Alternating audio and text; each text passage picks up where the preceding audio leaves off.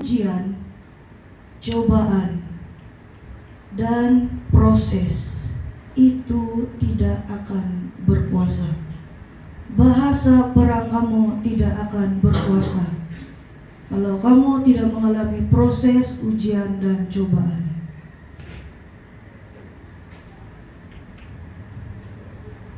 Karena hanya emas yang tulen dapat bertahan di dalam panggilan terakhir ini. Jadi firman Tuhan pada malam hari ini tidak lama. Kita buka di dalam Maliaki pasal 3. Bukan tentangan pengutangan.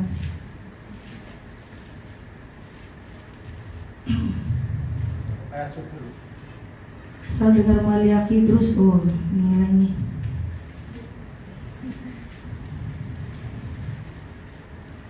Tidak semestinya dalam Maliaki itu semua pasal itu. Kalau kamu kena belajar membaca Maliaki pasal 3 ayat 2 hingga 3. Siapakah yang dapat tahan akan hari kedatangannya? Dan siapakah yang dapat tetap berdiri apabila ia menampakkan diri? Sebab ia seperti api tukang pemurni logam dan seperti sabun tukang penatu. Ia akan duduk seperti orang yang memurnikan dan mentahirkan perak, dan ia mentahirkan orang Lewi, menyucikan mereka seperti emas dan seperti perak, supaya mereka menjadi orang-orang yang mempersembahkan korban yang benar kepada Tuhan.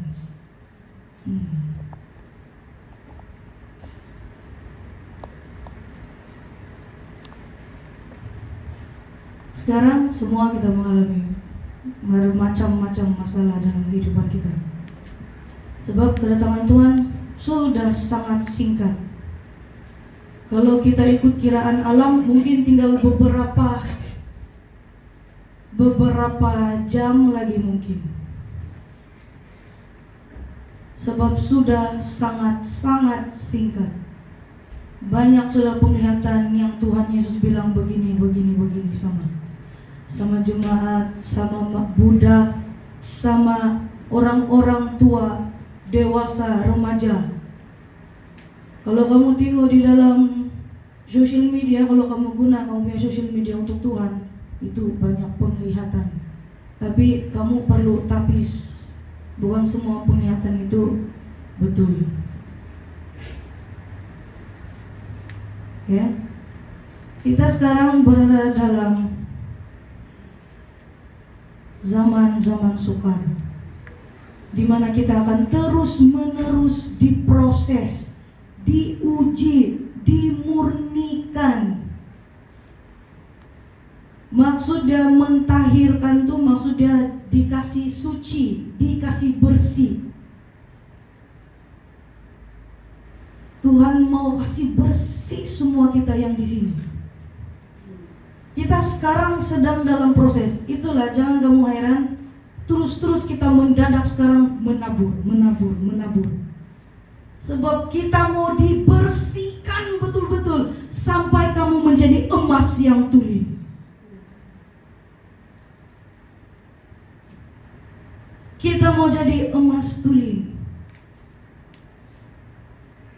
Menjadi emas yang tulen, proses dia bukan senang. Kamu tengok tuh emas-emas di kedai itu, kamu beli, bukan senang dia berkilat seperti begitu. Dia akan dilebur, tapi warna dia tetap emas. Itulah kenapa emas yang murni. Itulah kenapa tajuk khotbah ini malam hanya emas yang murni dan tulen saja.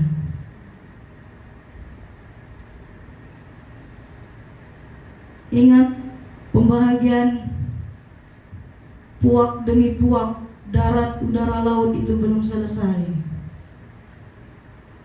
Itulah kenapa kamu masih diproses. Masih diproses. Kamu kena bertahan.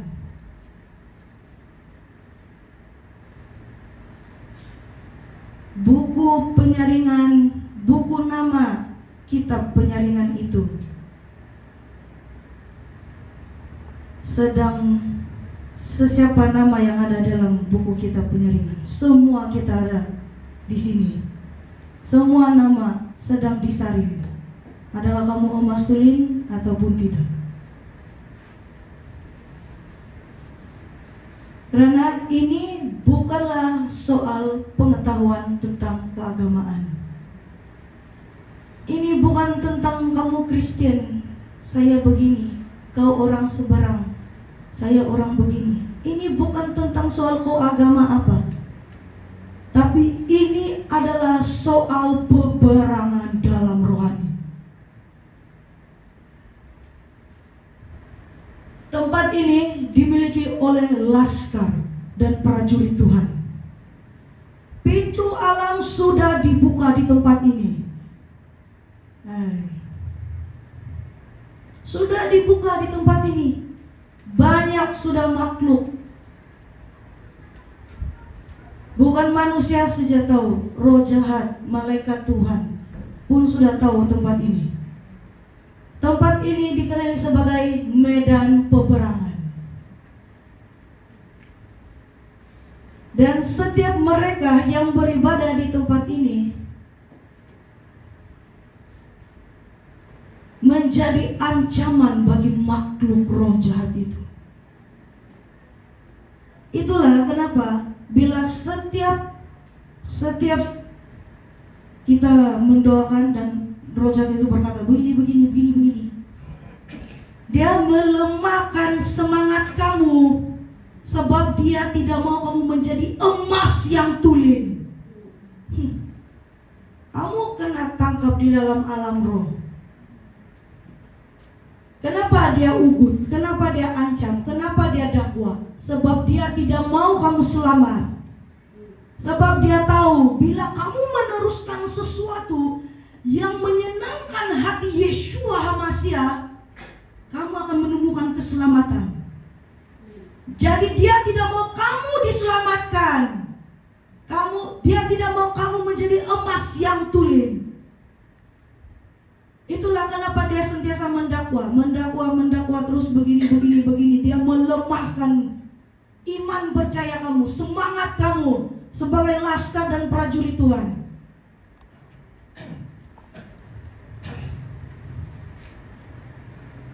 Kita buka di dalam Bilangan pasal 31.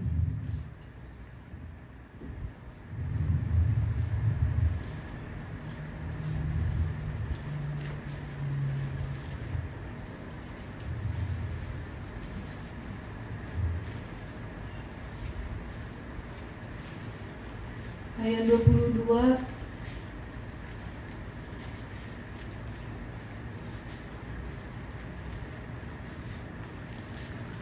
Bilangan pasal 31 ayat 22 sampai 23. Hanya emas dan perak, tembaga, besi, timah putih dan timah hitam, segala yang tahan api haruslah kamu lakukan dari api, supaya menjadi tahir. Setiap yang sudah ditempatkan dimanapun posisi kamu, apapun tugas pelayanan kamu, setiap mereka yang sudah diurapi, ditumpang tangan, disalurkan api Roh Kudus, kamu harus melaksanakan segala sesuatu, terutama dalam pelayanan kamu, berlandaskan Roh Kudus. Itulah maksudnya api. Dibilang di sini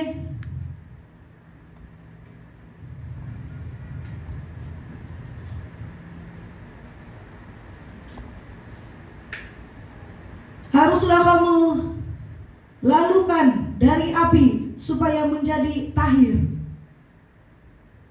Tetapi semuanya itu haruslah juga disucikan dengan air penyuci, dan segala yang tidak tahan api haruslah kamu lakukan dari air. Saya tidak akan bahas bagian itu. Saya hanya, tema utama hanyalah emas yang tuli. Jadi setiap urapan yang kita sudah terima itu, pergunakanlah itu untuk melawan roh-roh jahat. Sebab urapan yang kamu terima itu dari Tuhan sendiri.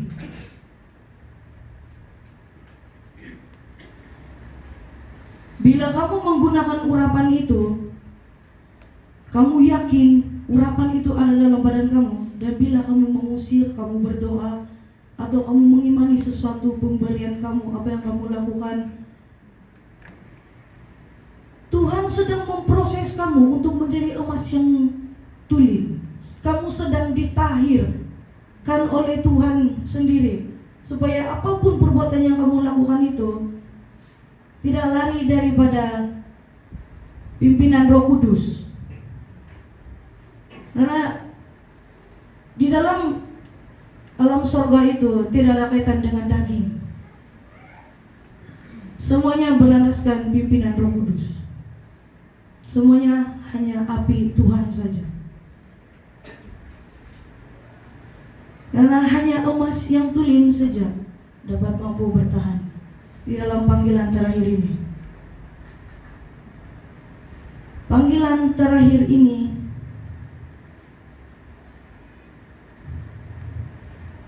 adalah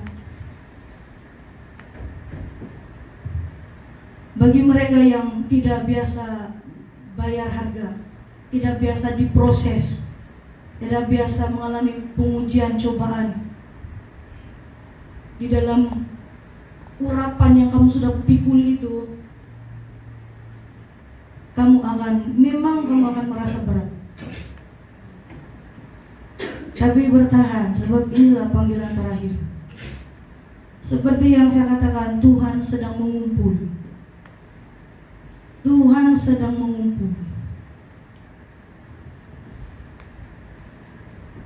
Mari kita buka di dalam Zakaria pasal 13.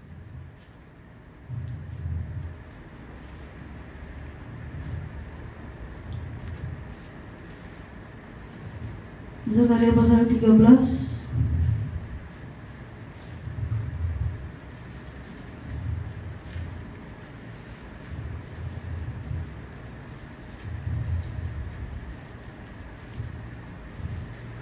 Kita pergi ayat 9. Aku akan menaruh yang sepertiga itu dalam api dan akan memurnikan mereka seperti orang memurnikan perak. Aku akan menguji mereka seperti orang menguji emas. Mereka akan memanggil namaku dan aku akan menjawab mereka. Aku akan berkata, mereka adalah umatku, dan mereka akan menjawab, Tuhan adalah Allahku.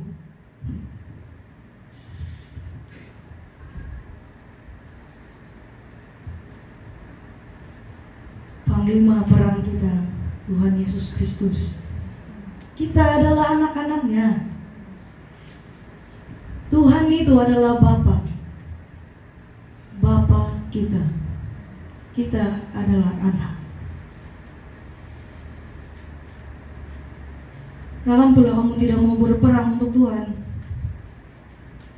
Tapi kan Yahweh sudah sendiri cakap, pilihlah. Itu pilihan kamu. Kamu meneruskan panggilan perang di dalam kehidupan kamu, dalam pribadi kamu, ataupun tidak. Sebab sekarang roh jahat sangat bergiat mencari kelemahan, sangat bergiat menggunakan kelemahan setiap umat-umat Tuhan untuk menjatuhkan umat-umat Tuhan. Sebab dia tahu umat Tuhan akan memperoleh kemenangan. Pada saatnya Tuhan akan datang.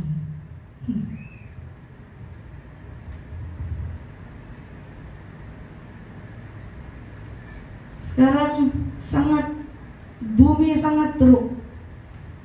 Firman ini kudus, tidak boleh disampaikan sesuka hati menurut daging. Itulah kenapa kita diajar berdoa berlandaskan Roh Kudus. Mesti kita berdoa.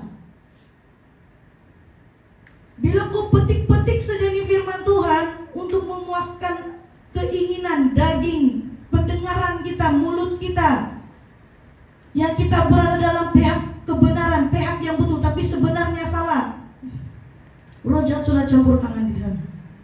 Betapa banyaknya manusia disesatkan disebabkan salah cara penyampaian firman Tuhan. Bila kamu membaca firman Tuhan, ingat,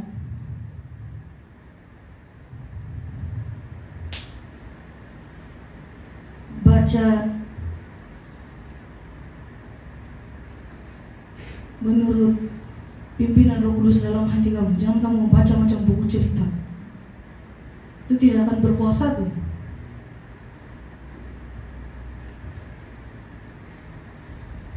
Seperti yang saya katakan, khotbah di malam memang sangat singkat. Saya pun tidak tahu kenapa begini. Tuhan mau emas yang tulen, dia bilang. Tuhan sekarang sedang mencari emas yang tulen itu. Dia sedang mengumpulkan laskar-laskarnya. Emas yang tulen hanya bertahan sampai pada kesudahan. Sampai Tuhan Yesus datang, dialah emas yang tulen. Tidak kamu bilang, oi, saya itu belum lagi nih akhir zaman, belum lagi Tuhan Yesus datang, baru kita dengar Tuhan Yesus mau datang.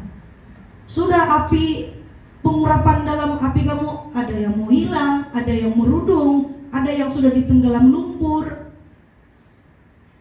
Belum lagi Tuhan Yesus datang. Kena tetap bertahan sampai Tuhan Yesus datang.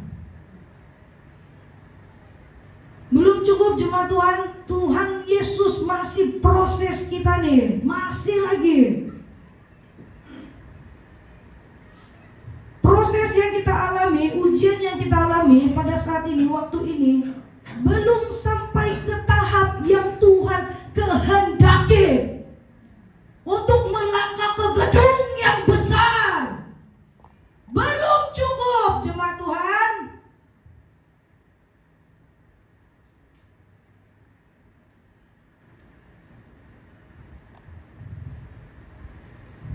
Belum cukup.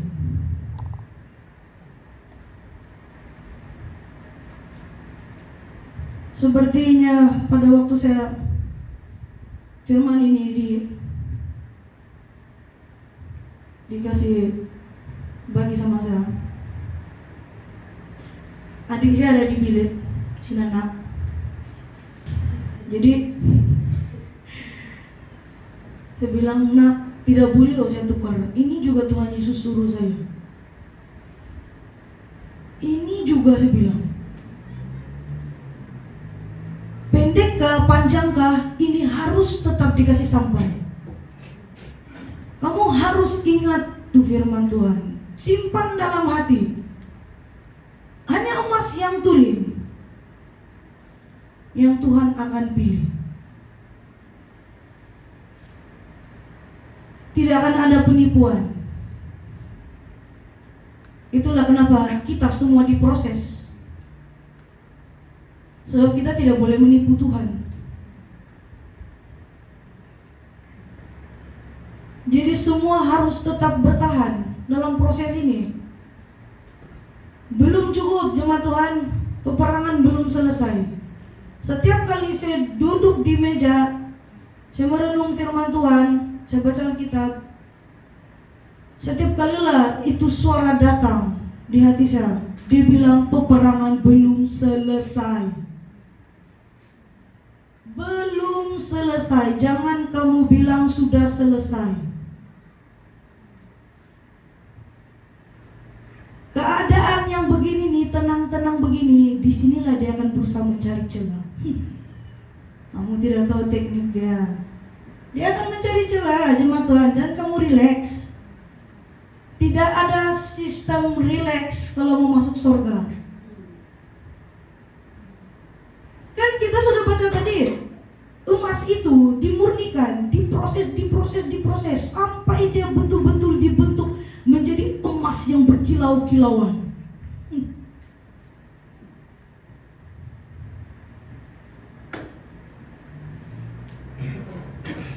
Firman Tuhan di malam sangat singkat, hanya 3 pasal itu saja.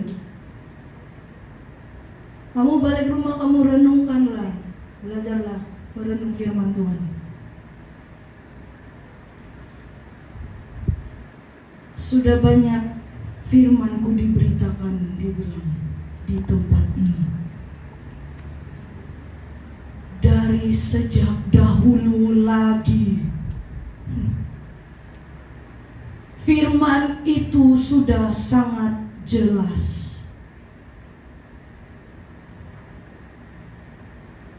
Saya di bilik satu orang yang saya percaya itu suara Roh Kudus, sebab dia pandai bercerita. Dia bilang begini. Saya mau tukar khotbah di malam, tapi dia bilang jangan. Ini juga saya mau tukar, sudah lain hati saya tidak dapat tolak. Ada sesuatu yang Tuhan mau buat di tempat ini. Memang ada sesuatu, tapi kita tidak tahu itu apa. Itulah kita kena bertahan dalam panggilan perang ini. Ini adalah panggilan perang kau, bukan setakat pelayanan yang biasa saja. Ini namanya panggilan perang, sebab ini tempat dinamakan medan perang. Roh jahat sudah mengenal tempat ini. Dorang sudah tahu tempat ini adalah medan perang. Bermakna kita adalah laskar prajurit. Kita bukan pelayan biasa-biasa yang hanya gring.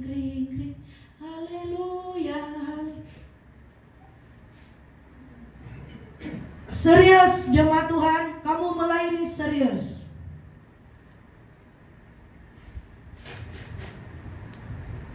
Bukan kamu saja tahu diproses. Saya sendiri pun mula-mula abang saya, Pastor Jefferson, saya heran. Pastor bilang, kamu kena belajar sudah tuh, begini.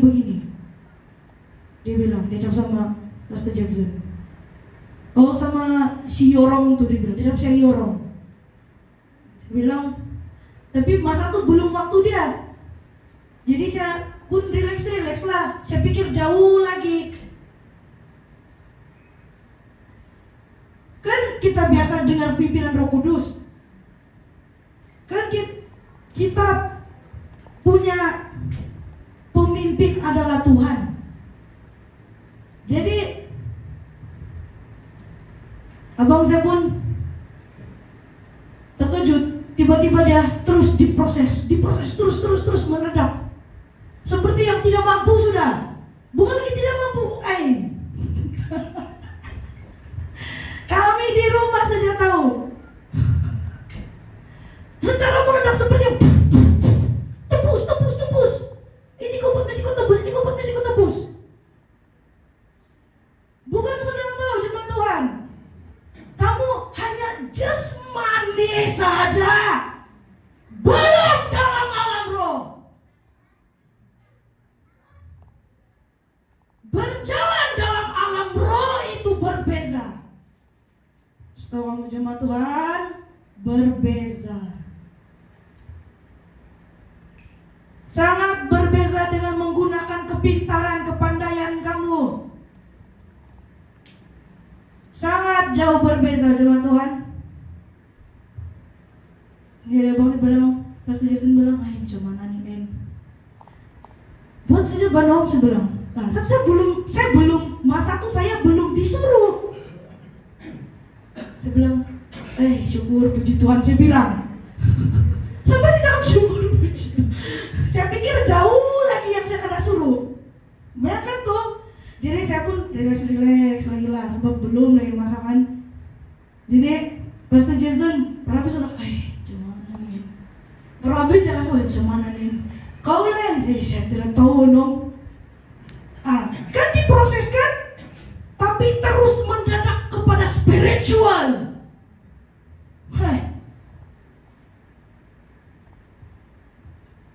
Terus mendadak berjalan dalam alam roh.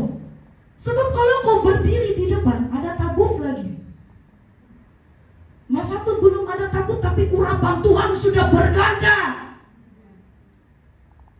Kuasa Tuhan sudah cukup jelas di tempat ini. Banyak orang sudah disembuhkan di tempat ini. Jadi tidak boleh berdiri mengikut kemauan kita, ikut pikiran. Jadi Pastor Jason bilang, selalu begini nih. Kali-kali telepon pastor, kali-kali telepon pastor. Kamu pikir senang? Proses itu sangat dalam. Sebab terus pergi roh, bukan jasmani. Kebanyakan proses jemaat Tuhan di sini hanya keuangan saja. Sudah kamu bilang Tuhan, apalah saya mau makan nih Tuhan kalau saya bagi begini?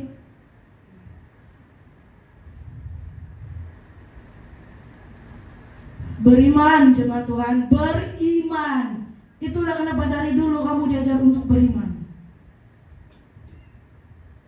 Kamu tidak boleh menyoalkan Tuhan begitu.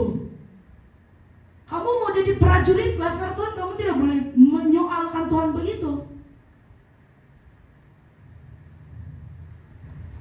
Bayar harga jemaat Tuhan. Mau urapan tinggi, harus berani bayar harga.